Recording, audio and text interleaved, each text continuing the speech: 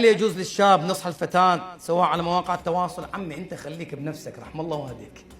شنو هالنصيحة يا اخي؟ شنو هالايمان هذا؟ خويا انت خليك بنفسك وبجماعتك.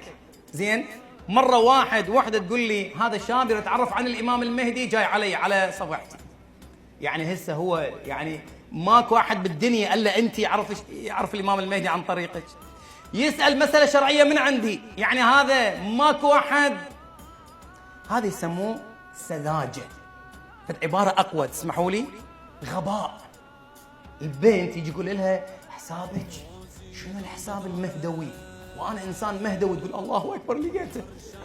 هذا دورت أدور عليه لقيته. عمي مو هذا، صدقي مو هذا، ما ينفعك، ترى هذا خداع.